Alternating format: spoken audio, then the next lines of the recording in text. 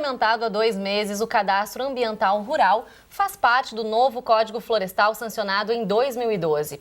O registro é obrigatório para imóveis rurais e deve ser feito até maio de 2015. Mas o CAR ainda traz diversas dúvidas aos proprietários rurais. E para falar mais sobre essa e outras mudanças no Código Florestal, recebemos aqui no Conexão o Delton Winter de Carvalho, professor de Direito Ambiental aqui da Unicino. Seja bem-vindo à Conexão, tudo bem? Obrigado. Olá, professor, seja bem-vindo. Acho que antes de mais nada é importante a gente falar, professor, em que consiste então o Código Florestal para que as pessoas possam dominar mais o que ele estabelece. Perfeitamente. O Código Florestal, na verdade, ele regulamenta, regra as relações do desenvolvimento, seja urbano, seja rural, com as áreas de floresta, prioritariamente nativas. Então, dentro dessa proteção, o cerne dessa proteção é feita por 2 conceitos.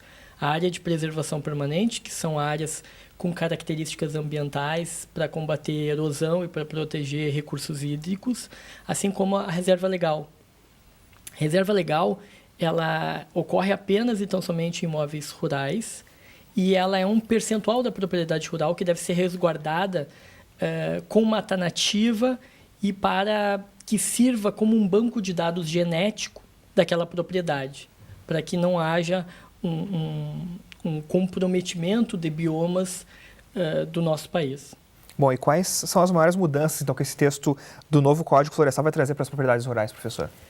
O Código Florestal ele tem uma ênfase nas propriedades rurais, que é de exigir a proteção e a manutenção e a recuperação, quando já desflorestada, áreas de preservação permanente e também na reserva legal, que só se aplica aos imóveis rurais, de 20% no nosso bioma. A nossa região, todas as propriedades rurais devem manter 20% dessa propriedade intocada. E o novo Código Florestal, na verdade, ele permite não apenas a compensação entre essas áreas, mas algumas formas limitadas de uso, o que no sistema anterior não era permitido. E como é que entra, então, a história do cadastro, então, esse cadastro ambiental rural dentro desse Código Florestal? No sistema anterior, toda a reserva legal tinha que ser averbada na matrícula do imóvel, dando a metragem. O cadastro, ele vem ser algo mais dinâmico.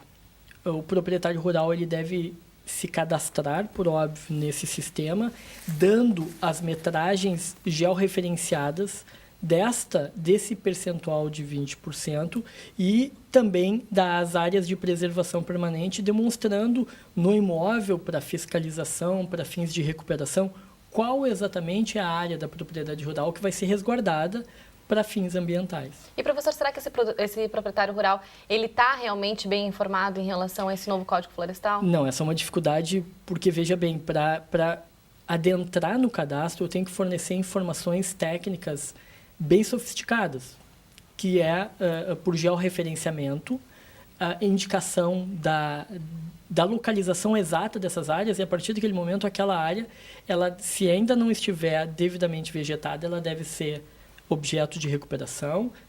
Há 2 anos para esse processo de reflorestar ela, caso ela tenha sido atingida. Isso sempre, essa necessidade de reflorestar integralmente para se adequar à lei, é de 22 de julho de 98 para cá. Todos os impactos existentes anteriormente, eles estão num sistema mais benéfico, chamadas áreas rurais consolidadas, onde a recuperação é menor e também as atividades podem continuar desde que elas sejam atividades agropastoris ou de turismo rural ou de turismo ecológico. Claro, porque esse proprietário ele também não quer ser prejudicado a partir disso, né, professor? Bom, a gente tem aqui no Brasil também muita a tradição da agricultura familiar também, né? Propriedades de pequeno porte, geralmente aqui no país, né? E como elas vão ser afetadas por esse texto novo, professor? O texto novo ele até foi sensível em relação a isso, Rodrigo, uma vez que dependendo do tamanho dessas propriedades, há um limite ao qual a reserva legal deve se ater. Por exemplo, dependendo do tamanho da propriedade, a união entre reserva legal e área de preservação permanente não pode passar de 20%, podendo ele fazer uso dos 80% restantes. Mesmo que na propriedade dele, tecnicamente, a área de preservação permanente somada à reserva legal, seja lá em qual percentual de bioma ele estivesse, superasse esse percentual. Então, o texto legislativo ele foi sensível ao fato de que, quanto menor a propriedade, maior o impacto das áreas de preservação permanente, da reserva legal, na limitação à área produtiva. E é o proprietário que escolhe essa área ou existe alguém que diz, bom, essa vai ser a área que vai ser escolhida para a área tem critérios para ser escolhida. Ela vai ser escolhida num primeiro momento pelo proprietário, segundo a escolha, por exemplo, ela vai ser escolhida a partir da análise da bacia hidrográfica, a partir da análise de onde se localiza a área de preservação permanente, para que elas fiquem próximas.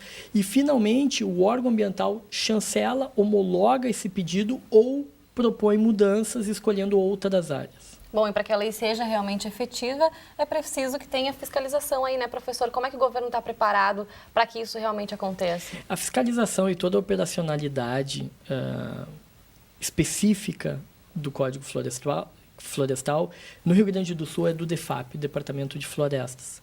Mas qualquer órgão, a PATRAN, que é a Polícia Ambiental no estado do Rio Grande do Sul, vinculada à Brigada Militar, a própria FEPAM, nos seus agentes de fiscalização, todos esses podem fiscalizar. Porém, tecnicamente é o DEFAP que faz essas análises florestais, dos locais, se estão adequados, se o georreferenciamento está adequado, se os documentos apresentados devem ou não ser certificados e homologados. No direito brasileiro, assim como em outros países, a fiscalização é um problema, porque são vastas áreas de propriedades rurais no nosso país e no nosso estado que deverão ser fiscalizadas. Agora, uma advertência muito importante que seja feita. O proprietário rural que não adentrar nesse sistema, ele estará excluído de qualquer forma de regularidade. Ele não terá acesso a crédito rural, ele terá sanções administrativas ambientais, ou seja, a ideia dessa legislação é que, de alguma forma, isso efetivamente inviabilize uma produção que não seja sustentável. E onde, então, esse proprietário rural deve buscar orientação, caso ele queira, então, obviamente, né, ficar dentro da lei? Os órgãos mais adequados são... esses cadastros podem ser feitos em nível municipal ou em nível estadual. Então, os órgãos ambientais estaduais e municipais, a exemplo do próprio DEFAP, Secretaria do Meio Ambiente do Estado do Rio Grande do Sul, IBAMA e também secretarias municipais que já estejam promovendo esse tipo de cadastro, prioritariamente aquelas que estejam em municípios vinculados à atividade rural de pequeno ou grande porte. Tá certo, professor. Bom, muito obrigada pelas informações, pela sua presença aqui conosco. Até a próxima. Disponha, a satisfação foi minha.